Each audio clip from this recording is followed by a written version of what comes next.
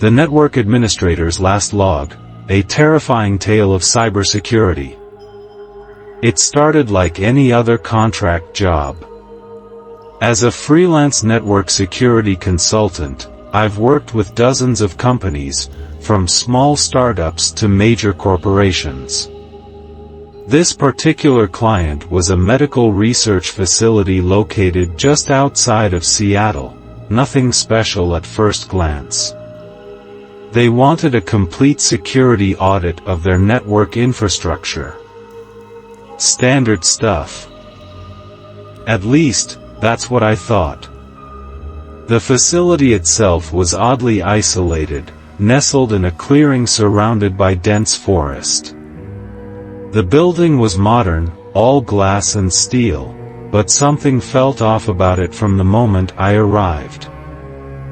Maybe it was the lack of other buildings nearby, or the fact that I didn't see a single vehicle in the parking lot despite it being the middle of a workday.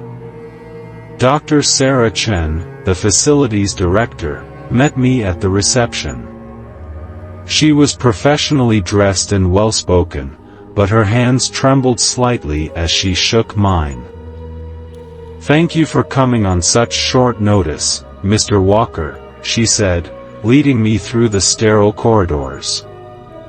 "We've been experiencing some unusual network activity." I nodded, used to clients being vague about their technical issues. "Could you be more specific about what you're seeing?" She hesitated before responding. "Data appearing where it shouldn't be. Files moving between servers without any record of transfer. And..." She lowered her voice, "security footage showing things that couldn't possibly be there." The server room was state-of-the-art, much more sophisticated than I'd expected for a facility this size. Everything was meticulously organized, with clean cable management and perfectly maintained hardware. I set up my laptop and began the standard security scan. The first red flag appeared almost immediately. The network topology showed an unusual subnet that didn't match any of the documentation Dr. Chen had provided. When I tried to probe it, my scanning tools crashed, something that had never happened before in my 15 years of experience. "Dar. Chen," I called out, but she had already left the room. I pulled out my phone to text her, only to find there was no signal. Odd, considering I'd had full bars in the parking lot.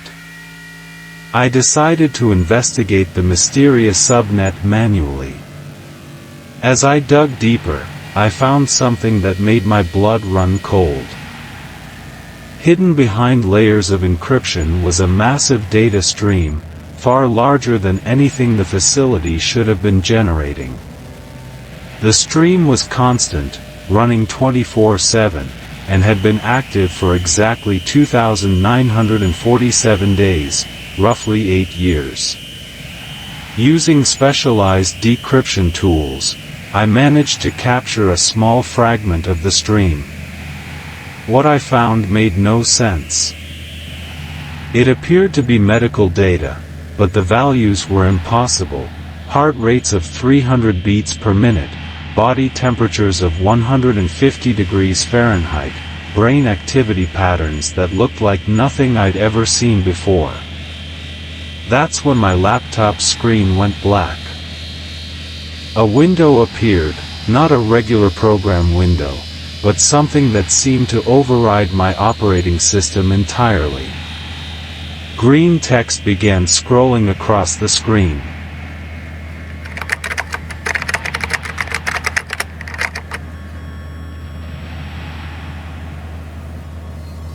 Before I could react, every screen in the server room lit up with the same green text.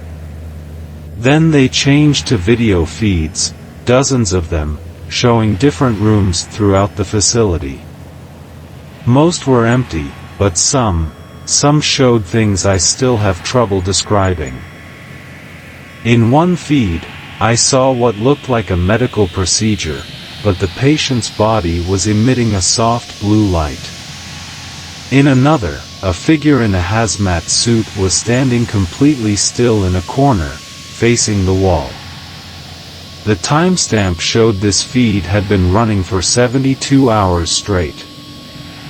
The feed that haunts me most showed a room identical to the server room I was sitting in, but it was different somehow. The perspective was wrong, like the camera was mounted at an impossible angle. And in that feed, I could see myself from behind, watching the screens. But when I turned around, there was only a blank wall. My fingers flew across the keyboard as I tried to disengage from the network, but nothing worked. Then a new message appeared.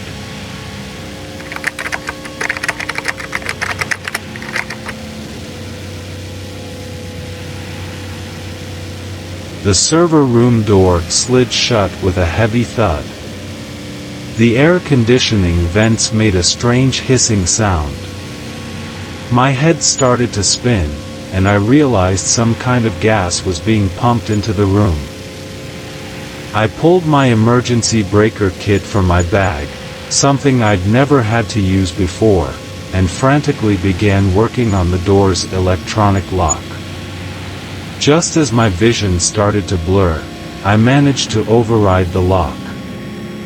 I stumbled out into the hallway, gasping for clean air. The facility had changed.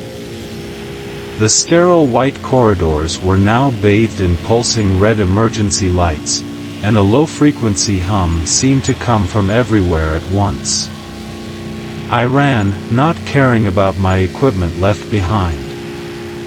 As I rounded each corner, I caught glimpses of figures in hazmat suits pursuing me, always just at the edge of my vision. The exit signs seemed to lead me in circles, each corridor looking identical to the last. Finally, I burst through an emergency exit and into the parking lot. My car was the only one there, just as it had been when I arrived. As I sped away, I glanced in my rearview mirror. The facility looked completely normal, no emergency lights, no hazmat-suited figures. Just the same modern glass and steel building. When I got home, I immediately began writing this account. My laptop, phone, and all my equipment were left behind, but I had to document what happened. I'm posting this through a library computer, using every proxy and security measure I know. But something's wrong.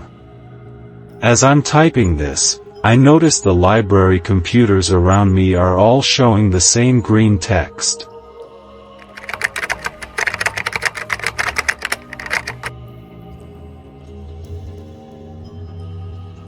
I don't have much time left. If you're reading this, stay away from any medical research facilities in the Seattle area. Don't accept any network security contracts from them. And if you ever see a subnet that doesn't match your network documentation, disconnect immediately. Don't try to investigate. Don't try to understand. Because some networks aren't meant to be analyzed. Some data isn't meant to be decrypted. And some research facilities aren't studying what they claim to be studying. The screen is turning black now. Green text is appearing. I have to go. They've found me. Remember, 2,947 days. The stream never stops. And they're always watching.